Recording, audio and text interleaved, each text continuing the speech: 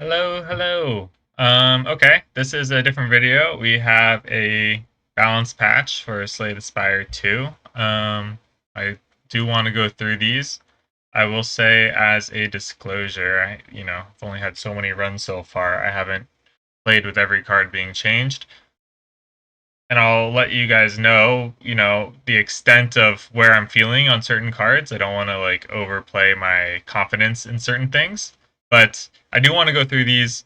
It does say that it's exclusive to the beta branch for now, so we're not actually going to see the changes right away. I'm probably just going to play on the main branch because it's too much work for me to change. Um, but we'll talk about the cards as we see them and other things that come up. And then just to kind of make things easier, I have this other site here which can help me pull up cards just so it's easier to follow along. So let's take a look. Added deprecated card placeholder. So this is basically just if they delete a card from the game, then it's a way for runs to be preserved. That seems fine. Looks like they reworked Dominate, so we'll type Dominate in right here. So it used to gain 1 strength for each vulnerable enemy, and now it applies vulnerable, then creates the strength, and then it exhausts. I think that definitely makes it more pickable right away because it's doing something on the turn that like you don't need the payoff first. The thing about the vulnerable stacking that is hard is that once you've made someone vulnerable, especially early game, once you've made someone vulnerable, you want to hit them right away before they lose their vulnerable. So if I could give myself 1 strength, for instance, on a turn where they have 1 vulnerability, or I could use that same mana even for a basic strike. If I could just do 9 damage instead of 6, like it's hard to actually justify going for the dominate rather than just attacking them while the vulnerable is up. I mean, strike is the weakest example, but imagine if you're giving up an attack that is even more just for 1 strength that will then be deferred value. Generally, not. It's good later on when there's more vulnerable, but the fact that it applies vulnerable as you do it, kind of means that you're not losing vulnerable turns by playing dominate. So I think that's good.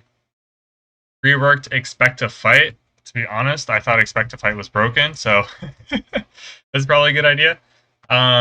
2 cost becomes 1 cost when upgraded. How easily can I? Oh, base upgraded. Okay.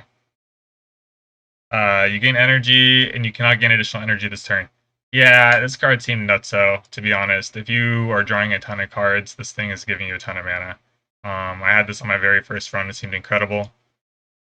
I think that's fair, and it kind of goes with Battle Trance, which also limits your card draw. So there's kind of a bit of synergy, or not synergy, but like kind of mirrors another card, which I think adds to the cohesion. So I think that's a decent change. What's next is Spite. So Spite used to be draw 1 card for 0 mana, and now it just hits for more. This looks like anti-infinite change, which I think is good. Not much else to say there. I mean, the card you're drawing into, you're getting decent value from it. It's just a different type of card. Um, I think if we see more of these 0 cost cards that do something and draw, if more things happen to these, the game's probably in a better place. So I'm fine with this. Stoke. Have I ever played with Stoke? I think Stoke is a card I haven't used yet. Okay, it's just a hand mulligan, but for Ironclad, that's pretty incredible because there are a lot of cards that you benefit from you having exhausted your hand. You're drawing, you might be double drawing with Dark Embrace or just buffing your Ashen Strike or just getting you closer to an infinite. So the fact that it is giving you a random card now for each card you exhausted, it leans more into the mulligan aspect where it's like, okay, this hand's not doing it for me, let me try something else. And then it's anti-infinite. It's anti-infinite protection because you're filling your deck with random garbage. It looks like the card itself will no longer exhaust, so this is kind of like the dead branch in a card, which I think will be exciting. I never really played with Stoke before, but I don't think it's that hard to see. why that change was made. Oops, I wrote silence. Next up is prepared, and it is losing the D. Oop. That's good that they thought about the fact that it is no longer past tense. So you're discarding cards and you're gaining energy. Yeah, it's kind of sad to see prepared go because it was been around since Spire 1, but I think with the introduction of slide cards, this has been way too easy to get value out of. As an upgrade, draw 2, discard 2, it just makes all your things work. I think prepared, plus I've already been able to showcase a couple nasty prepared runs on silent. I think this is one direction they could have gone. I was kind of thinking maybe they make this an uncommon and maybe they nerf other slide payoffs, but if they just want to remove the draw and they say, hey, again, if it's more effort being put into stopping infinites, I think this is all fine. Okay, they reworked Glow on Regent. Ooh, what's happening to Glow? Oh, okay, another 1-mana draw 2. And now it's draw 1, gain 1 the next turn. Yeah, that seems fine to me. This seems fine. You do need to get your stars somewhere. I like the fact that it draws. You're still getting the card next turn, which is definitely way worse than drawing 2. Because, you know, if you're drawing 2, it's normally because your hand isn't there yet. If you have cards that you want to be playing, you'll just play them. But there's still a value in gaining the stars and then, you know, giving yourself a better turn next turn. So in a sense, it's like, I think the card that Glow is turning into is still really good. Because if you can just conceptualize Glow as more of a setup card, you're gaining your stars, you'll have a better turn next turn. Maybe it's actually easier to play with in some ways, as opposed to just being a draw 2 that can get abused, potentially get abused. So I like the change on that. Hidden Gem. A random card in your draw pile without replay. Gains replay too. Oh, it's this guy. Okay, so basically you just can't stack replays. I've never stacked replays with Hidden Gem. I've played with Hidden Gem before, and I've just put replay 3 on random cards. Replay 3 on random cards, and even if you are able to manipulate what card is getting the replay 3, that's really strong. To be honest, it wouldn't even surprise me if it was like a coding problem for cards to get too many replays. Like if it broke things down the line and they want to change it for that reason, I'm totally fine with that. This is probably a good amount of future proofing, and I'm sure there's some Hidden Gem Infinite where you play a card that draws a card and then it repeats itself a bajillion times. So yeah, that's a good change. Reworked Doormaker. Oh, thank God. If they made him harder, dude, we have not been respecting Doormaker in this in this house. We have not been respecting him. So okay, looking forward to that. Reworked Skull King Colony to have deadlier moveset. Low key, Skull King Colony has actually been doing more damage to me than other elites, which is kind of funny in Act 1. One of my friends made a little program. You export your runs to it, and then you see how much damage you're taking. Skull King Colony's actually been giving me more work than the other guys, but that's fine. I'm still kind of adjusting my early game and figuring out what I want to do. So this is neither here nor there for me. New Niao Blessing. FT Tablet. Choose one of 3 rares to add to your deck. Add 1 injury. That seems really worth it because you can get rid of an injury, and choosing one of 3 rares is fantastic. A lot of rares you can just cruise through the early game with. The fact that you're picking one of 3 makes that a little bit more reliable. It's possible, but it's a lot more difficult to just be stuck with a rare that you can't play. So I like that quite a lot. Added new Niao's Blessing, Niao's Talisman, upgrade 1 strike, upgrade 1 defend. Not the most exciting one. I like that there's more blessings in general because I feel like I've seen the Niao pool really quickly, and even in my limited runs, I feel like I'm kind of converging on certain things. So just having these guys just to mix it up, I think will be good. I don't think this is bad. I think its only crime is probably that it's not that exciting. You know, because no one has strike and defend as part of their main game plan, but I'm a big believer in making yourself as strong as possible in Act 1. So I know that this is good, right? But maybe not as exciting as like actually kind of getting an identity for your deck right away. Okay, balance general. All relics in the shop now cost 25 gold less. Okay, that's just a straight buff. Relics that generate gold no longer appear at the merchant. Yeah, that's fine too. I have bought gold generating relics from the shop before. There was a run where I bought the fish right next to the thing that gives you HP when you add a card. That actually works pretty well. But I agree that for the most part, it's a very easy transactional calculus that you do. If you're going to buy a card that gives you money or buy a relic that gives you money, it's very easy to tell whether you're going to be generating a profit on that or not. And the way relics are costed, you're almost never generating a profit. So 90% of the time, it feels like it's just a dud. So this will make the shops a little more exciting.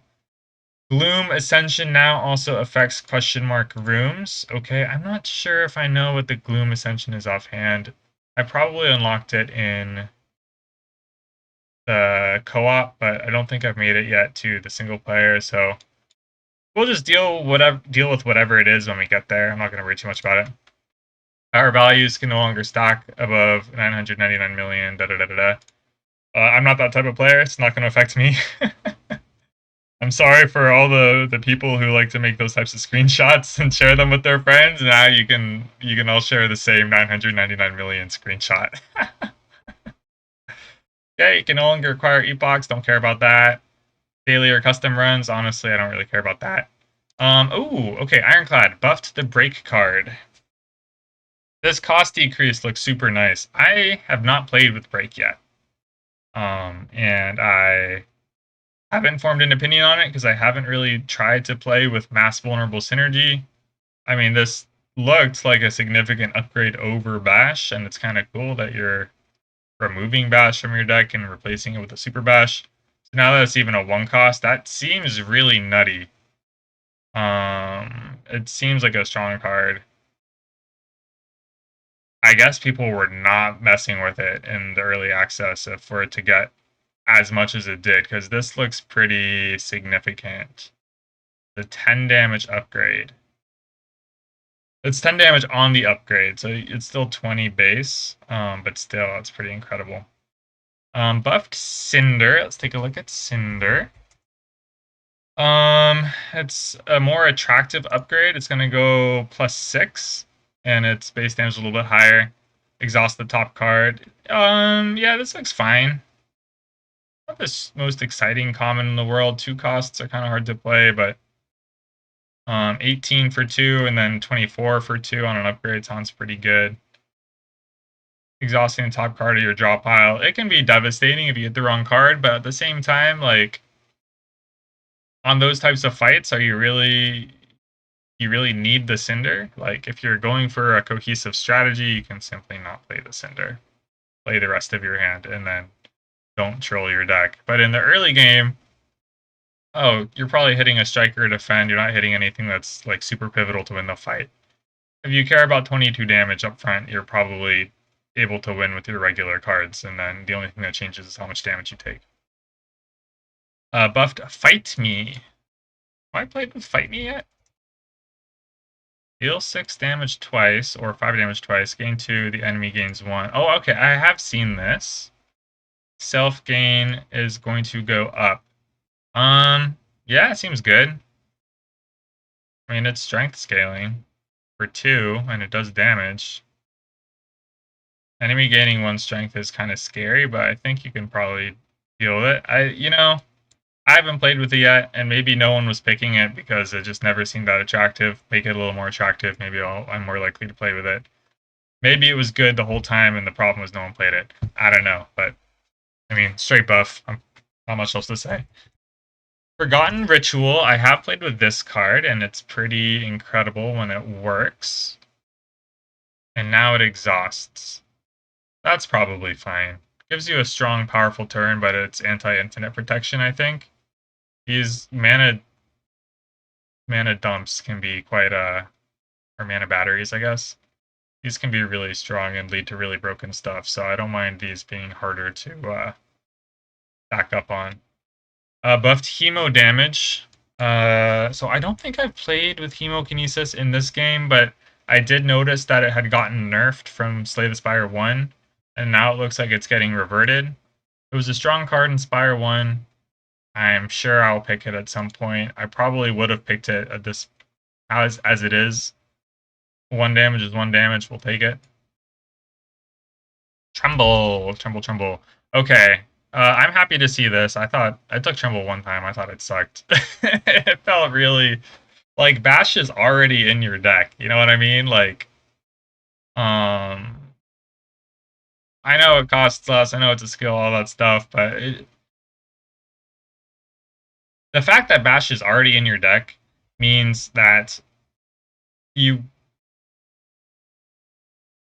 you're not adding a new dimension to your deck by adding Tremble. So for that reason, I think it's good that they're making it a little more impactful right away, because you're already able to apply Vuln 2. Now if you're applying a lot more than that, then all of a sudden you can start taking those high Vuln synergies. Even then, it might not be enough. I don't really feel confident in talking about Vuln stacking with Ironclad, but I do know that Trumbull has never felt all that exciting to pick. Okay, and now we're moving on to Silent Anticipate.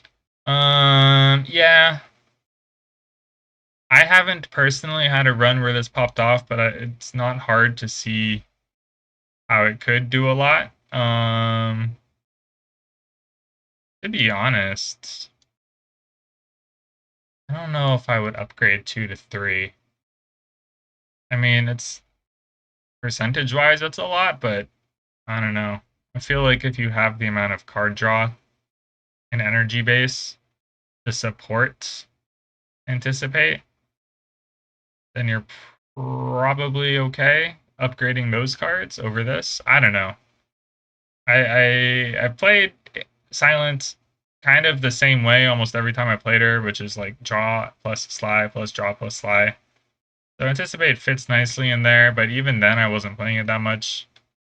So I don't want to say too much, but I can understand that 5 is an incredible number for an upgrade for short-term decks. Corrosive Wave. Okay, Corrosive. I know Corrosive Wave is a problem. I know this card is a problem. And the way Silent plays, 2 is actually probably still enough. 2 is probably still enough. Because if you're drawing a ton, you're doing a lot of poison. I think that if we are nerfing Prepare, and if there's other anti-infinite measures, I guess the Corrosive Wave plus like Calc Gamble will do sizably less poison, but I don't know, man. I feel like I'm hitting such insane poison numbers on the runs I've had so far, and I still felt like I could have kept going. And even if they're not dying in one turn, like, oh my gosh, I was doing it with the what's that other card that's like poison? There's another card in here, Outbreak. Like, the amount of overkill I was doing with Outbreak plus Corrosive Wave, I think it's gonna be just fine. I think Corrosive Wave will be just fine, perfectly pickable still. Flick Flack damage decrease. I actually do think that this card and Ricochet are a bit strong. Just because it's damage that you're getting without having to play cards. Dealing 6 to all as a nerf does make it like at the point of the game where you're picking Flick Flag, it's still, you could play it manually over your strike and be happy. And then the fact that sometimes it just activates for free off of Sly, still worth taking, but maybe in conjunction with higher ascensions and other changes, maybe it just means that Silent takes a little bit more time killing certain enemies. But yeah, I guess we can nerf Flick Flack by 1. I think it's probably fair. Grand Finale is being buffed to 75 on an upgrade. Okay. Grand Finale is interesting because theoretically there has to be a number. Like if Grand Finale did 999 damage, then you would happily build a deck where you can retain Grand Finale, and then you have the exact number of cards to hit the bottom of your deck at 0, and always play Grand Finale a certain way. Theoretically, that number exists where you would do that, because you would do it at 999, right? But I don't know where that number is, the threshold. I don't think 75 is that number. Like, the deck building cost for Grand Finale is so high to make it work. I mean, you can do silly things with it to get out of, like, one room, like, potions that let you pick it up out of the discard pile or whatever. Like, you can find moments in your run where Grand Finale will land nicely, and sometimes it means it's a free fight. But it kind of changes how many cards you pick, and like it gets to the point where you don't want to troll yourself because you're married to Grand Finale. So as long as Grand Finale isn't killing bosses, then I don't know, man. I don't want to play with Grand Finale. It's funny. I feel like at 60 it was already killing regular fights just fine, but not killing bosses, and I think 75 is still not killing bosses. I don't know. Grand Finale is a kind of a meme card, and meme cards also deserve love and praise, and sometimes you can make it work. I don't think damage was the problem, but hey, I'm game for it. Pinpoint. Pinpoint, I know was broken. This one, we played with it once. Yeah, this was a lot of damage. And to be honest, what did they nerf it to? They made it do 17 base or sorry, 15 base, 19 upgrade. They kind of nerfed the scaling efficiency, but dude, this card is still so good because you're not. It's not like Stomp where you have to decide. Like, let's compare Stomp real quick. Pinpoint becomes cheaper the more skills you play, right? Stomp decreases the more attacks you play. Now, a card like Stomp, you're making a decision with your hand very early. The moment you commit to defense, it's taking away from your ability to play Stomp. And if you play your attacks, then your Stomp is a way to double down on the fact that you're playing attacks. So it sends you in a polarized direction, and that makes for interesting decisions. Pinpoint is not like that, because Pinpoint rewards you for blocking and playing your skills, which generally speaking, you kind of want to do in the first place. And the only reason you don't is because you also need to progress fights. But Pinpoint means you can still progress fights while blocking, which is really good. So I don't know. They could. I don't know if it's like broken. This is the thing. Just because I think Pinpoint's really attractive, does that mean it needs more of a nerf? I don't know what their metrics are for what's a problem, but I'm still probably picking Pinpoint as much as I still value it very highly. But again, we'll see. We'll see how the numbers shape up. Skewer got a buff. I say about Skewer that's all that interesting. Never felt that good in Slay the Spire 1. Obviously, if you get an X cost synergy, then it's good. But isn't that still the case? Aren't I still playing it because there are things I can do with the X rather than the fact that it's doing a little bit more damage? I don't know. I'm happy to see a buff. Maybe it makes me pick it. I don't know if it would ever change my mind on whether I'd pick it or not, but that's kind of hard to perceive anyway. Nerfed Untouchable. Doop-a-doop. Oh, okay. Yeah. Untouchable was a freebie ad for sure. I think this card is incredible. It made the acro prepared stuff way easy to do because you're not even really paying the cost of doing the acro as long as you find an untouchable anywhere in there. That's quite a significant nerf, going from 9 to 7 and 12 to 9, but you know what? I think that's deserved. I think it's still doing its job. Untouchable could definitely serve to get hit. If all of this serves to make silence non-draw discard stuff more appealing, then I think they're doing the right thing, because draw discard still feels incredibly strong, and I feel like I've already leaned into that multiple times instead of playing with all the new stuff. Okay.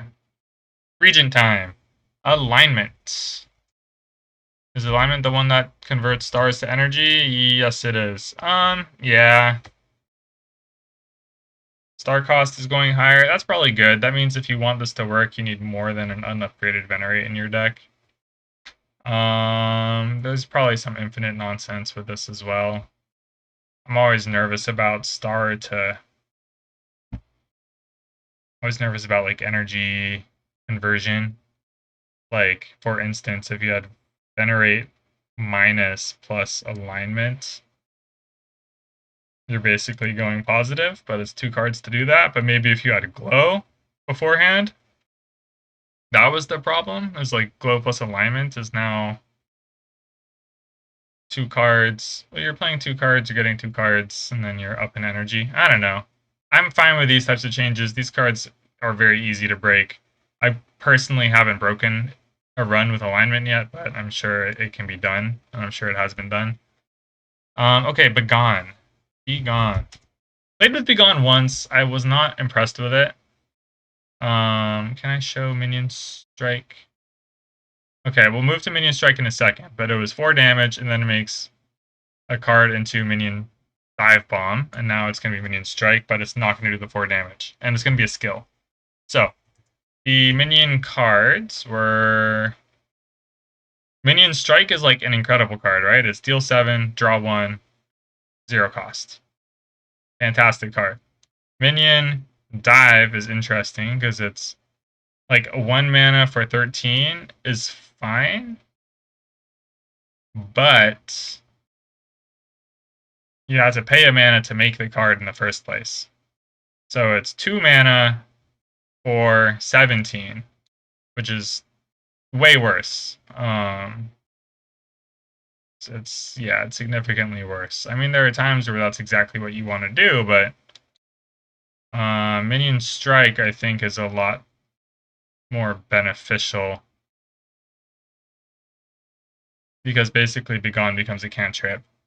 And it's a hand fixer, deck fixer, as opposed to just a weird early game attack. I think Regent already has a lot of strong early game attacks, so maybe this helps give Begone more of a niche later in the game.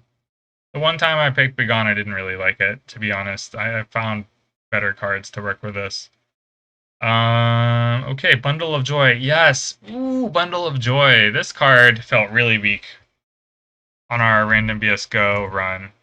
Oh, Bundle. Look at this. Add 3 random colorless cards for 2 mana. Okay, and when you upgrade it, you got 4. And it's a rare. Okay, now let's look at this card. Jack of all trades. 0 cost. You got 1 or 2. Now, obviously, getting more options is better, but like, are you really getting more options when you have to spend the mana to create the card? Because this is 2 mana. Actually, why don't we, real quick, why don't we just take this opportunity to look at all the colorless cards? I'm not going to do a great, like a super in-depth thing. Can I sort this by type? Costs. To give me a total number. Basically, all I want to do, 64 total cards, right? Oh, that did not update this number. But we can still see 1, 2, 3, 4, 5, 6. 1, 2, 3. That's 18, that's 20. And actually, these are all upgraded. So now if I do base, cost 0. Did that change the number? I guess not. Okay. 64 colorless cards. 20 of them cost 0. You play 2. Okay, I'm back. Sorry, weird edit. I just messed up moving my tabs around.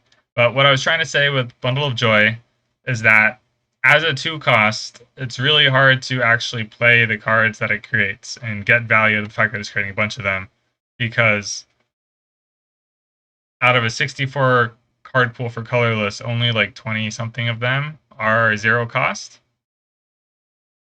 So it's kind of hard to actually play the cards you're given unless you have some way of cost reducing the Bundle of Joy. And Bundle of Joy gets way better when you can, like if you do it off Void Form or whatever, but this should make it a lot more pickable and playable on its own merit, which is kind of something that you like from a rare. And it feels a lot less bad compared to Jack of all trades, which is an uncommon, you know what I mean? Okay, changed charge. Hello, charge. Where are you at? Charge. No cross L. Change this. Okay, I thought this card was really strong, and okay, this is the minion dive bomb instead of the minion strike. Yeah, that's probably a better direction for this card. I don't know. Maybe it's bad now. Probably not. It's still probably fine because you're deck thinning, and deck thinning always has value. But the minion strikes were just so strong because you're basically deleting the card, getting free damage. Like there's never a downside to finding a minion strike, but at least minion dive bomb goes up or down in value over the course of the game. Collision Course. That, if that is the card I think it is, which is the 0 cost card, that is incredible. 11 cost 0, or 11 damage for 0 cost, and it's a +4 on the upgrade. That's an incredible early game card, my goodness. 15 for 0. And the downside is like, one, you can, even if you never play the debris, that's a problem for like 4 turns from now. That's not a problem you got to deal with right now. At the point of the game where you're happy with a 0 cost 15, like you're trying to kill them quickly. You know what I mean? And then there's already synergies where maybe you can do something with the debris. So I already thought this card was good, and this is actually incredible. So I think this is really strong. Okay, Gather Light. Gather Light. Oh, block and stars, and now it's buffed. Okay. I liked this card. I thought it was a good early game card to just get a little bit of stars going without like trolling your pick orders. It did feel a little weak. I am happy to see this kind of on par with other common block cards. I mean, before I say that, charge battery, was that always 8? No, that was 7. That was 7 to 10? Okay, well that's energy, that's different. I don't know what a 8 block card is that I'm thinking of. Yeah, so it's like, it goes a bit more on par with Survivor and Shrug and Grave Warden. I knew 8 block was a common block metric. I knew that was a common number. This makes a little more sense to me. Heirloom Hammer. Heirloom Hammer is an interesting card because it's a cloning card that costs 2. So it's like a little clunky to do kind of all the dream situations, but I kind of like the fact that instead of making it cheaper, they're doubling down on the attack increase because you're leaning more into the hammer part, and I guess if it was cheaper, it would be kind of too easy to do whatever dream combo you want. Now it's like, okay, well, I'm going to use the actual like Kathunk part of the card. And you can still do cool cloning plays. You can still do the clone the sword or clone a random colorless card you made that's good. I do think this card becomes a bit more attractive because I've gotten it before, and sometimes you want to clone, but sometimes it's just not enough. It's not doing enough based off what else is in your hand. So I'm happy to see this card got some love. I am invincible. Is that the one that goes on top of your deck? Yes. This one is just a little bit better. I think that's good. I think it's kind of a... You have to lean more into the hard stacking, like Cosmic Indifference and all that. If you're going to Cosmic Indifference for a block card, it would be nice if that play is giving you a little bit more block, because you could be doing a lot of crazy stuff with top deck manipulation. So if you're using a rare and you're manipulating for a rare, and all the rare is doing is blocking, it's nice that the block is actually like, oh my god, Look at all this block. So I like that. Kingly Kick. Kingly Kick is getting a rather substantial damage buff. 24, 27, and it's also becoming a +8 scale. 35 is no joke. 35 is no joke for a card. That is like basically a bludgeon on draw, and then in the future it's a easier bludgeon to play. I wasn't super impressed with Kingly Kick. The times I've seen it so far doesn't mean it was bad, just in the moment when I'm evaluating the cards and I hadn't had enough reps to play with all of them, I just never felt so inclined to try and make it work. Kingly Punch I've played with, and I guess that card was a little easier to understand because I think in the run where I had it, I already had like photon cuts and stuff. But yeah, it's like a different way of playing Rampage basically. And I think that Rampage is like a card I kind of understand when I want it, when I don't. So Kingly Punch makes a bit more sense to me. Kingly Kick, this is a lot of damage. This is, I think, pretty substantial, so I'm excited to try that out, actually. Minion Dive Bomb. Ooh, wait. I did not read this part when I was evaluating the cards before. Minion Dive Bomb becoming 0 cost is pretty lit. That makes the charge still really good, because I was thinking, like, charging to get a minion strike, that's just a complete no-brainer, because it's a 0 cost draw 1 that does damage, like, you just play it every time.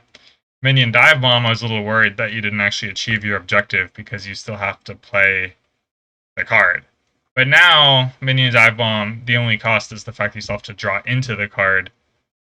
But at least now you're doing free damage. Okay.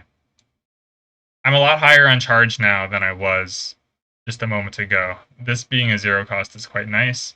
And then, yeah, no, I like that.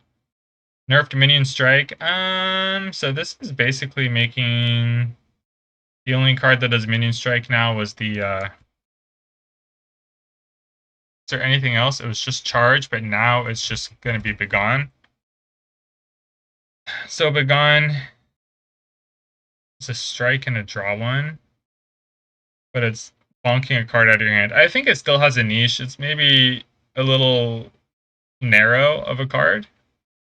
But hey, if you have Eternals, if you have Curses, if you have cards that you want to start cleansing through, you'll take whatever cleanses you can find. So Begone still has a niche. I don't know how exciting it is, though, on its own. Okay. I mean, it's also still kind of a weird draw 1, right? Where was I? Lost my place. Parry. Okay. Yeah, I thought Parry was really weak when I tried it before. Like, I did a lot of, desperation parries. Where it's like, oh no, I need block, let me play my sword. But a lot of the times your sword is like your finisher because it's so expensive to play. So the runs where you are playing your sword multiple times and still wanting the block, not that many fights where all that's lined up because you need a lot of pieces and then they also need to not be dying to the sword, right? So it should at least do its job of giving more block. I don't know if... Wait, I'm looking at patter. Significantly more block. I think this is good. It still probably has a home. Like, I'm sure there are decks where you play the sword multiple times, especially because I know there's a relic that upgrades cards once you play them, and an upgraded sword is 1 less mana. That becomes a lot easier to be a sword spammer, and then parry is really good in that sort of thing. I think a card that is this narrow deserves a much higher output, so I'm happy with parry. Let's look at patter. This is fine. It's fine. I think when you want Vigor, you want Vigor. The numbers actually do seem fine, like pretty good on it. 9 block is no joke. That's a leap, dude. This card is going to be Mogging Leap. Look at this poor guy. This is 9 block and it doesn't give Vigor. And sometimes I pick Leap and I'm happy about it. Different classes, I know. Different classes, they're not 1-to-1. Fully understand that. But if I'm happy to take Leap, I'm probably happy to take Patter on Regent. Sometimes. Especially if there's bigger payoff, but even then, That's like 11 points of damage from a 1-cost common, kind of distributed in a different way. Seems fine to me. Solar Strike is getting a damage buff. Okay. Solar Strike is interesting because there is another strike card in Regent that is very similar to it. Shining Strike. Shining Strike gives more stars but goes back on top, which can be a blessing, can be a curse, depends what part of the game you're in. Solar Strike is kind of weird that they're both so similar and that it's 8 damage gain stars. As the upgrades go, the fact you have to upgrade it to get the second star, I don't like. I mean, if you have to, you got to do what you got to do, right? But I don't know. It's fine. I'm glad that it's at least being differentiated a little bit from Shining Strike. Like Shining Strike's, I don't know, man. I'm not a huge Solar Strike fan, is what I think I'm getting at. But so a buff is probably welcomed for that. But you know, sometimes you need stars, and it's a card that gives stars. So how bad can it be? Okay, Spoils of Battle. I completely forgot what card that is. Spoils of Battle, Forge 10. The Forge 15. Now goes 12 to 17. Okay. I think that forging 17 for 1 cost can actually be quite good. I'm still trying to figure out where I land on forging. Right now, my thesis is that the first forge card you, and this actually might sound backwards, but right now my thesis is the first forge card you take is really good because it gives you the sword, which is an option you didn't have before, and the sword itself has a base of 10. So the very first forge card you play, let's say you were forging for 15, but it's the only time you're going to forge all battle, really you're creating a 25 weapon sword, right? So it would be 3 mana for 25, separated however you need to separate it. And now it's going to be 3 mana, 27. 3 mana 27 is quite doable, especially when you can break it up between turns. If you already have the sword, are you going to take Forge 12 and Forge 17? I don't know. Maybe, maybe not. Again, the sword is still something I'm trying to understand, but right now I think the first Forge card you take is fine. And as a common, that's fine because the commons are what you're going to be introduced to at the beginning of the game. And later in the game, I'm skipping a lot of commons, so I was probably skipping this either way. Void Form. Void Form. This card was broken for sure. For sure. Is now ethereal. Okay. Upgraded from +1 to losing ethereal. Oh, okay. I think that losing the upgrade is a big deal.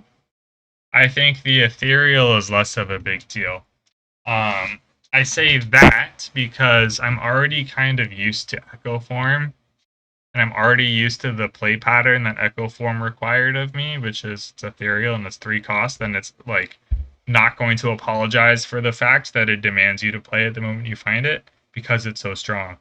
So mentally I'm already there of like, oh, this is in my deck. I will be taking lumps sometimes in order to get the card down. So Void Form fits into that, and I think it's still strong enough to achieve that objective. I think 3 cards was overkill. I think it was overkill based on how I felt playing Void Form. I felt that once I got this card down, almost nothing else I did mattered because I was doing so much per turn. So 2 is probably fine. The upgrade kind of sucks because if you have Void Form in your deck, you want it down as soon as possible. You don't want it missing rotations. Okay, that's probably good. It's a nerf to Void Form for sure. Rot in War. Rot in War? Deal 9, Forge 7, and it's going from 5 to 7 and 7 to 9. Oh no, the forge is going up. So the damage already did that. The forge is going up. I think that's good. That's nice and thematic, and I think it goes with what I said about what's his face? Spoils of Battle.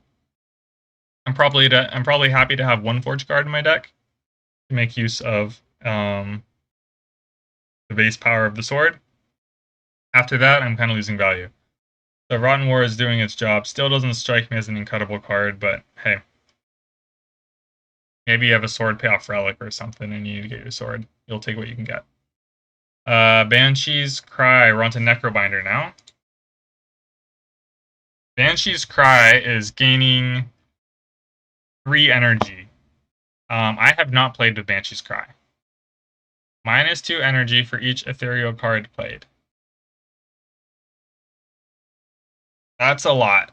That's a lot of work to actually play it. Now there's some pretty incredible ethereal cards for sure. Like Enfeebling Touch, which I'm happy to play every single time I find it. So in those fights, Banshee's Cry will eventually become 0 cost. 39 to all is so strong that in the mid game, in AoE fights, you probably just kill people with it. So before, you played 2 ethereal cards and it was done at 2 cost, 3 ethereal cards and it's free, which could be done in 1 rotation. Now 9 is kind of a lot. It's kind of a lot. And the upgrade does... Oh, upgrade doesn't increase damage. Holy moly, they must have thought this card was broken. 33 is still fine. I don't know. Like, if you have a lot of ethereal cards, you're going to pick it. And if you don't, you're not. I actually don't know. I don't think this changes that much about Banshee's Cry. Because 6 was already prohibitively expensive if you had no synergy. And then the way you play ethereal cards multiple times because they're ethereal, like, I don't know. Banshee's Cry will still come down to 0. And now you can just feel better about not upgrading it. That's probably fine. Borrowed Time. Oh, this card is broken, for sure. Yep, do what you need to do. This is maybe even not even enough. Oh, this part is enough. Energy gain no longer increases with upgrade. Okay.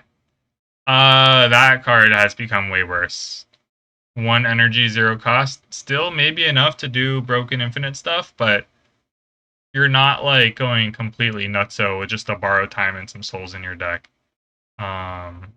Especially because Wisp is a common, it's doing the same thing. Interesting. This card may be over-nerfed. I'm going to say it may be over-nerfed. It's a very dangerous game you're playing with 0 cost energy. But I just get the feeling that 0 cost 1 energy is hard to make use of. Because 6 Doom means that if you are looping for Borrowed Time, a lot of the loops you would be doing, you'll kill yourself first. But Doom only applies at the end of the fight. So actually, if you were doing damage, if your loop is true, like actual damage and not like spreading Oblivion, because what I'm thinking of is if you're doing a loop and you're using Oblivion for the kill, every time you play a card, deal 3. Now all of a sudden, the self-doom is a problem because you actually might doom yourself out first. But if you're just doing damage with like a 0 cost attack or something, or like letter opener or something, you can still go pretty degenerate and give yourself 5,000 doom as long as you're winning the fight. But then you're running into like test subject, and all of a sudden your strategy doesn't work and you doom yourself. I don't know. This card seems a lot more narrow. Or at least you just have to play more honestly with it. Might still be fine. I don't know. The staying 1 energy is definitely a noticeable hit. That's probably all I can say. Capture Spirit is the soul generating one. Yes. Enemy loses 3 HP, add 3 souls. It's going from 3 to 2, and it's going from 4 to 3 on the upgrade. And even the damage is going down. So I know that souls are really strong. I've definitely played with souls. I haven't had like a soul specific infinite. I've played big dirges. I think I've seen everyone play big dirges, and then you have haunt. Okay, let me show you what I'm talking about. I think everyone now has played with this haunt's power. It does a ton of damage. All you have to do is play a million souls, use dirge, it buffs your defense, and it gives you a million souls. I think everyone's done this. But out of that whole combo you're doing, how much was Capture Spirit the problem? Because I feel like Capture Spirit looks like Big Bird compared to Dirge. But if all you care about is souls, and you want to nerf souls, but maybe you don't want to nerf how fun souls feel, maybe this is a way to do it, is you nerf Capture Spirit. Like, I get what they're doing, I just don't necessarily think Capture Spirit was the strong part of the combo. Especially not the HP loss, like, oh no, I was doing 3 damage and now you're, it's like, whatever. It's fine. If you're doing some loop and you're playing this a whole bunch of times, then maybe with the borrowed time, I mean, there's that, right? If you're hitting a borrowed time capture spirit soul loop specifically, this is changing your output. But again, this is true damage being dealt in the sense that if you're actually for sure winning the fight, then this part doesn't matter. But you are getting walled on test specimen or whatever the hell his name is. Because if you're at the highest ascension, and I'm assuming it's double bosses, good chances you have to have a solution to that fight. Not impossible, and you can still do this on the third loop. Maybe you win with potions or something, or you have one solution to that card to that fight that you get rid of later on. Okay, Dance Macaw. Sorry, my friend told me how to pronounce it. I think it's macabre. Macabre. I think it's macabre. I thought this card was a neat idea. I definitely felt too weak when I played it. I'm actually looking forward to playing it with 6 on the upgrade. That sounds a lot better. Maybe still not enough, but it sounds a lot better to me, and I like the idea of like expensive cards mattering, because even though I play like a Spike in this game, I am a Timmy at heart. I love playing big cards. I like this guy. And I like the dancing. It's just fun flavor, man. Look at this. Look how much fun Necrobinder is having. I love that. Okay, Debilitate. Damage increased from 7 to 10. Oh, that is a lot. What the hell was Debilitate? Was I never playing this? Oh, I was never playing this. Like, this is like a good co-op card. When other people are playing the Vulnerable in the Weak, to be honest, I barely play Vulnerable in the Weak with Necrobinder. Like, it hasn't felt like she's needed it. And maybe with these other nerfs, maybe she'll start needing it. So, okay, sure. I'm here for it, man. Changed Defy. Defy. It's funny. It kind of felt like they got lazy with this, the way they were writing it. Like, they could have easily done it like this, but they just wrote it like this instead. Oh, no longer increases weak. That's bad. That's bad. I've said it a couple times. 2 week is so much better than 1 week because now you need to find Defy on the right turn, and it's not even a card you can retain because it's ethereal. Wow. No longer increases weak. If you have other sources of weak, it's fine to keep the chain going, but I think that makes it a much less attractive upgrade. Like, gaining +3 block is a very generic upgrade. If it's your first common or first good card on your first campfire, maybe you'll still upgrade it, but this doesn't seem high in the upgrade queue at all to me. 2 weak is something where I'm like, oh, I want to upgrade this card. Maybe it's still fine as as just a common card that you don't upgrade, and then you just play with the ethereal synergy, but okay, that's actually quite a big nerf, I think. Oh, nerfed Dirge, now exhausts. Yeah. Nah. Dirge is a problem for sure. I'm fine with that, because now you can't do infinite Dirge. Like, I think Dirge Chemical X is like a 1-card infinite, basically, because you just find your Dirge again and make more souls. Granted, you need the rest of the support to decrease the deck, but like, it's just so nutty. Even without Chemical X, this is just doing so much for you. And now it can only do so much for you one time, which I think is fine. Grave Warden. Hey, it was not built for how long these patch notes are. I'm talking so much. Do I have my water near me? Oh, I do have my water near me. Let's go, bro. Grave Warden. Upgrade changed from 8 to... Wait.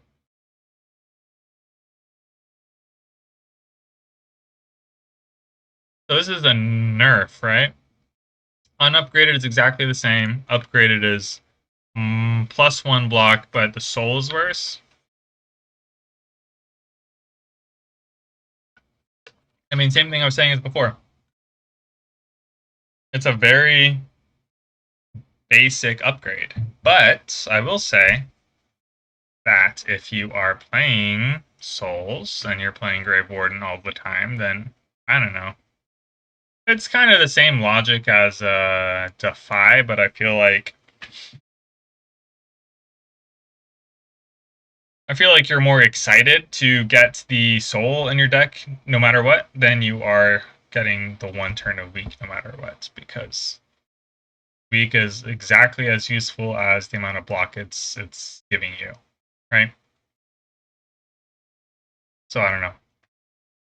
I think it's a nerf to Grave Warden, but still actually, again, if it's your first good common, you want to upgrade something, it's a fine choice. You're still probably picking it if you want souls or early block, you know what I mean? Sculpting Strike. Ooh, Sculpting Strike is getting stronger. Dude, I like Sculpting Strike, actually. Like, it's a very, like, honest card. Honest for a card that makes your deck smaller. But I kind of liked this. There are, like, there's several enemies that just put garbage in your hand, and this is a way to ungarbage them. Now, the one problem is that the infestations and the burns and stuff, they still hit you on the way out, but at least you're not redrawing them. There's value to Sculpting Strike. And the fact that the upfront damage is more is good because Necrobinder doesn't really play into her attack that much, but it's kind of cool when you can. So I don't mind a little bit of love being thrown at Sculpting Strike. Seance. Seance now costs 1, and then you still get a regular soul. Okay, so this card is basically taxing your upgrade right away, to be honest. A rare taxing your upgrade is perfectly fine. Card is still doing its job. It's giving you tiny deck, and you can play it every time you find it with the upgrade. It's just costing you an upgrade, which is fine. If you get it as an end of act reward, then you may not be able to upgrade it right away. It's still a fantastic card. I think this is fine. I mean, this card was so overtuned in my opinion. I thought this was incredible, and now it's still incredible, but I don't even know. Did it make it not a must pick? I still value it very highly. Okay, hotfix. We're on to defects. Now has exhaust. Upgrade removes exhaust instead of increasing focus. Yeah, that's fine. Focus gets really strong really fast. I think that's fine. No problem with that. I haven't actually done a hotfix run yet. Like a one where that's really the star of the show, or temporary focus is the star of the show, but I think this is fine to do. I would still play it for a 2. I mean, it's funny, you have to upgrade it basically to make it what it is now. It's fine with me. Rocket Punch. Rocket Punch is incredible. And they're buffing it, but the way they're buffing it is like... Oh, interesting. When a status card is created, reduce this cost to 0.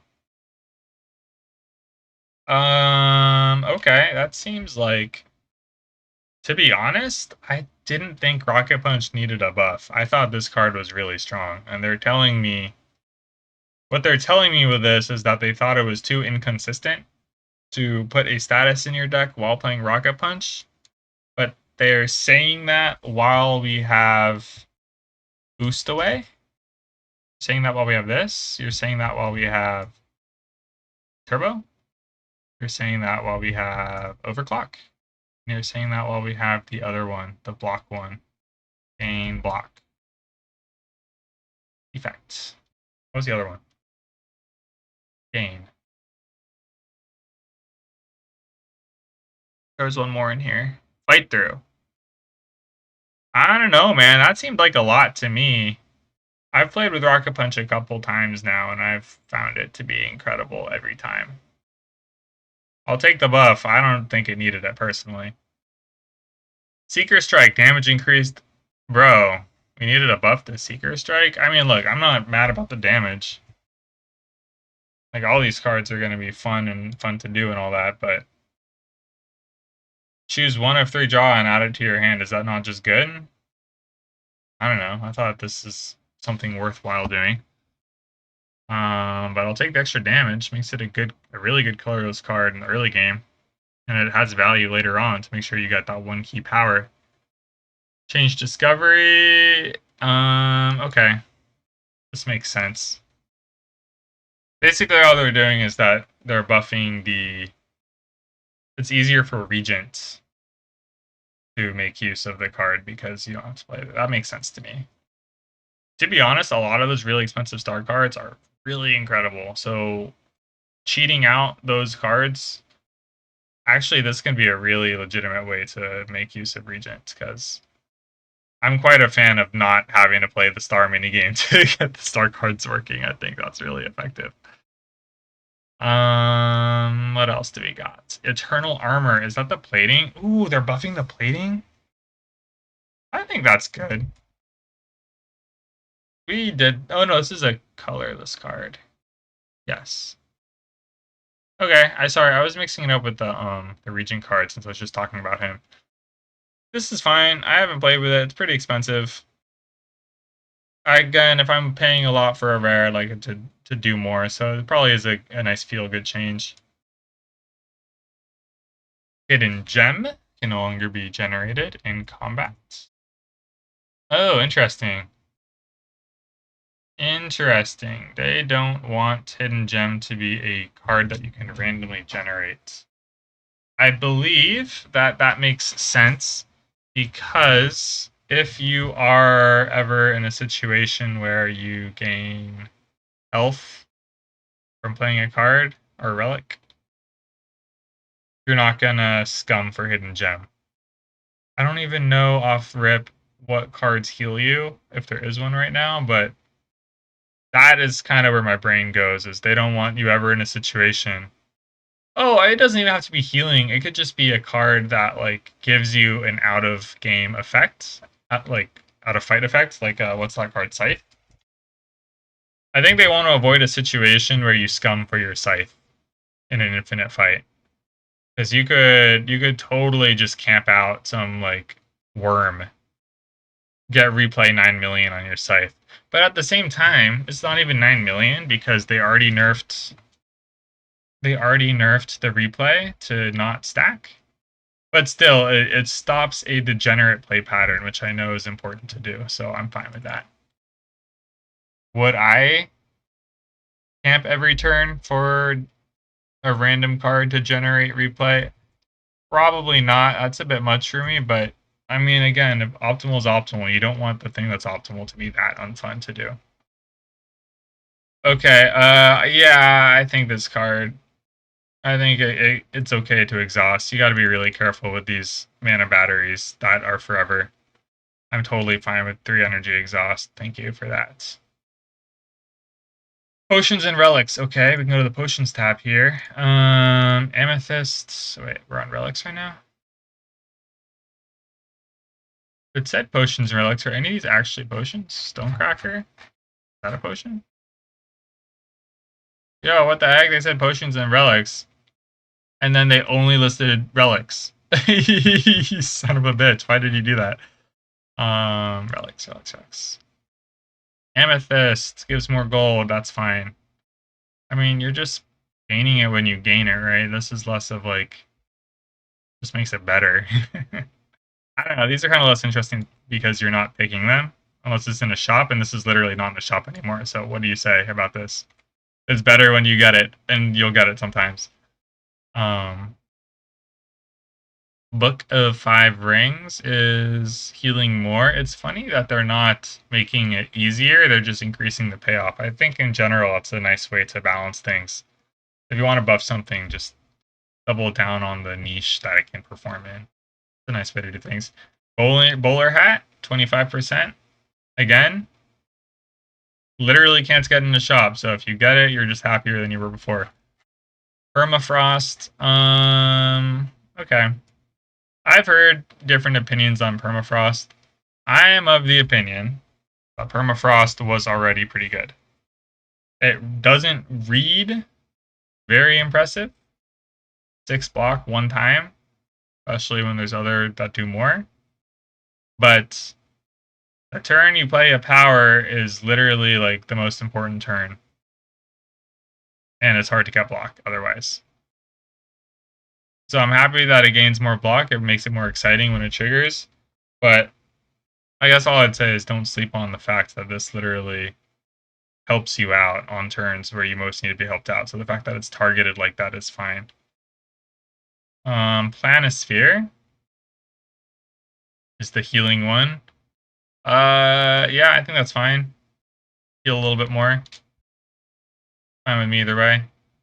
Stonecracker. Stonecracker. Is that the boss only one? Yes, okay. I'm very happy about this change. Upgrades 2 random cards in all combats is so much better than only bosses. Dude, I haven't been scared of bosses in this game, like, at all. At all, at all. So this actually feels like it does something, which I like. Okay, enemies. Dude, I'm about to get on my soapbox for this. Nerf Bygone Effigy. I know, based on talking with my friends, that statue was nasty. And I know that I'm not playing on A10 yet. Taking my time. But I run the numbers, and I have the runs to prove it that are being uploaded to my channel. Bygone Effigy was not a hard fight for me. Most of the time, I'm taking like 10, and a lot of like a non-zero amount of the time, I'm taking damageless effigy fights. And maybe it's just because I like adapted to deck building decisions that make me better than average against Bygone Effigy, and maybe I'm paying for it elsewhere in the run, and I'm just happen to be indexing into good matchups. But I'm just saying that I haven't had a problem with Bygone Effigy. He's actually, my friend made a script. I export my runs. I see how I'm doing. This is actually like my easiest elite, statistically speaking. If you want to nerf him because he's doing too much, I get it, but I'm just saying they're not using my data to make that choice. That's all I'm saying. Bredonis, they're making a little bit stronger. That's actually interesting. Again, I'm not really struggling with Bredonis. It does feel like it's kind of harder to get out of him without taking damage, and now you're taking an extra point of damage on the attack. I'm fine with that. Changing the... I don't know who C-Punk is. I'm sorry, I can't do as much with this. I know who Toadpole is, and I know who the cultist is. This is the guy who... There's 2 cultists now in the Water Act. One of them is like a regular cultist from Spire 1, but like... Yeah, one of them's like a regular Spire cultist where he scales 5 or something.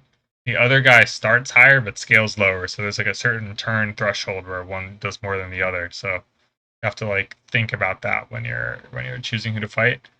I think Toadpole is the one that creates the thorns and then loses the thorns and attacks for 9. I don't remember who C-Punk is. I do think Toadpole is a joke, so if the goal was to make this fight harder, they probably succeeded. Can't say much more than that. Rocket Claw, change charge up move strength scales now with Ascension.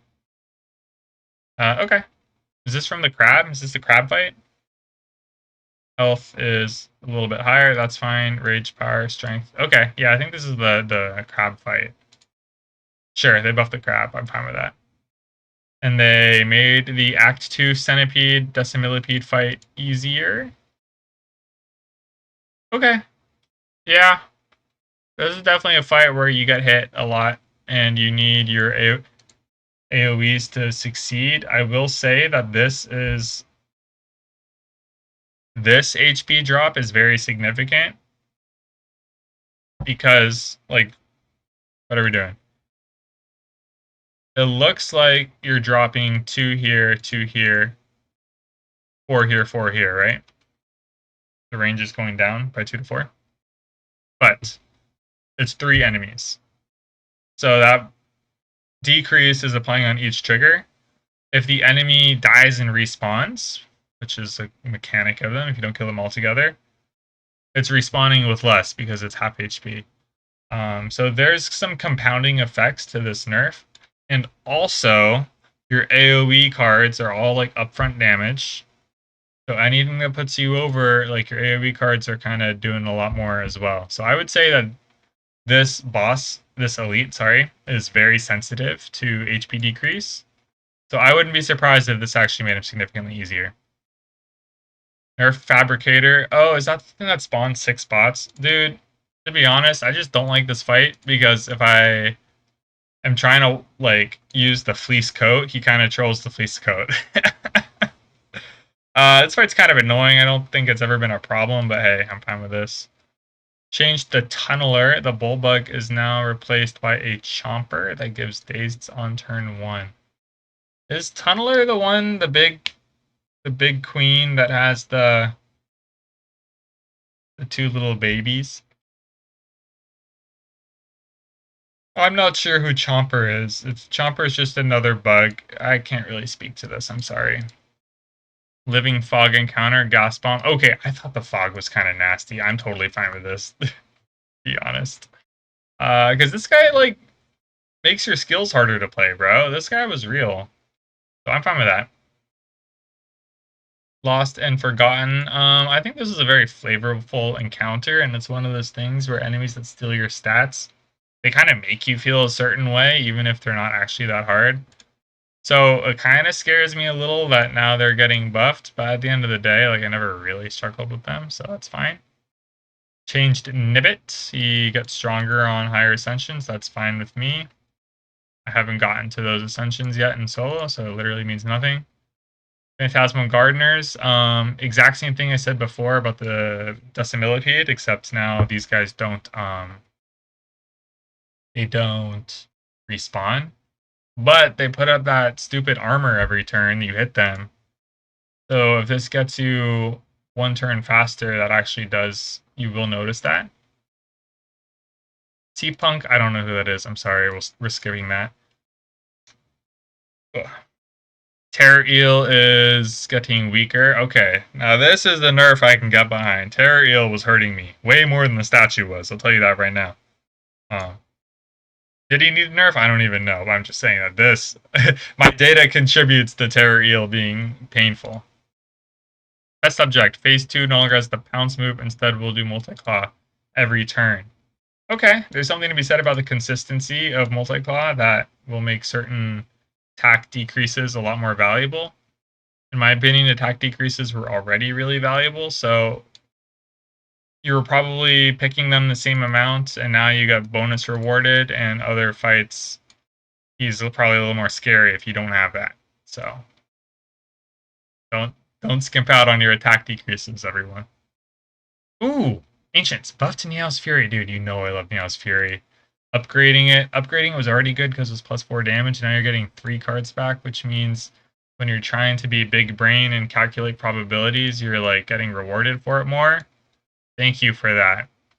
As a Neos Fury enjoyer, thank you for the love.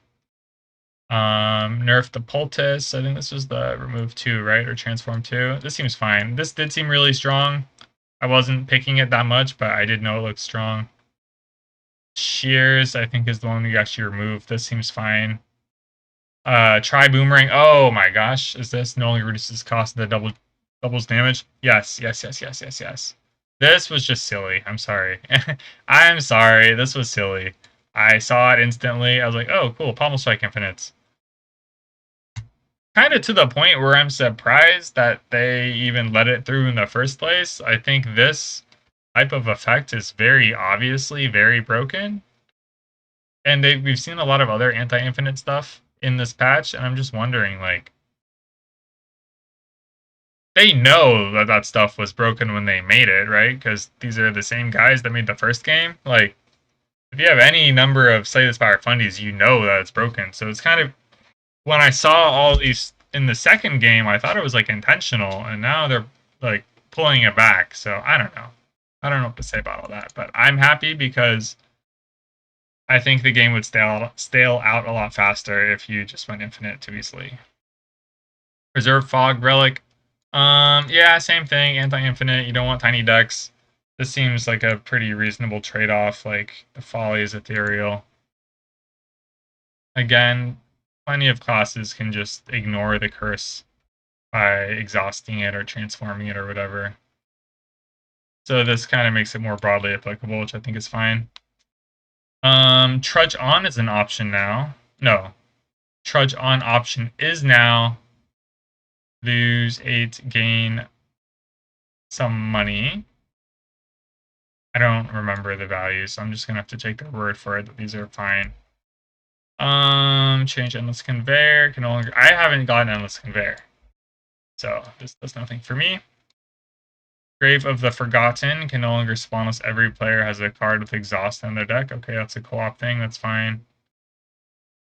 Morphic Grove can no longer spawn. It's a co-op thing. Cost all the players gold. Okay. Collaborative event, sure. Co-op thing. Spirit Grafter rejection is now lose 10 HP. I don't remember what it was before. I can't say anything there. Co-op thing. Okay. Ooh, Nerf Beacon of Hope card can no longer be stacked. Nerf Believe in You. This card I know is broken from co-op. Yeah, I mean co-op is the for fun mode as far as I'm concerned, so I think these cards are still fun. So whatever you want to do there is fine. Anything else I care about in here? We'll get to the art and I'm not gonna do phobia visuals. I'm sorry. We'll see these when we get to them. We'll see these when we get to them. That'll be fun. You can now skip relics. Okay. Thank you. Is that only for co-op? Wasn't I already skipping stuff? Oh, no, I guess I wasn't. Yeah, it's a good change. Sometimes you don't want it. Added disclaimers. That's fine. Add icon. That's fine. That's fine. That's fine. Add a way to disable map drawings in multiplayer. Yo, what do you think we're playing multiplayer for? Brother. This is writing. Oh, when you reach 0 HP, so they don't want you using it for if you die to Doom or if you die to Insatiable. Okay. Interesting. It's now more clear that it'll eat you. It was clear to me, but okay, I understand card gamers don't always read the best. And then these are all crashes. Okay. I think we made it to the end. I don't actually know how long I was sitting here for, but I think it was a long time. But it was fun to go through these. I'm still kind of so early into Slay the Spire that I don't feel super comfortable speaking to authoritatively about changes, but it's still fun to go through these, so I hope you enjoyed this video. I will be doing them for the future patches. It is unfortunate that I don't actually know when I'll be playing on this patch. And at this juncture, I'm not changing my upload schedule either. So you're gonna be seeing the old patch stuff until it runs out. But thanks for watching, and until next time.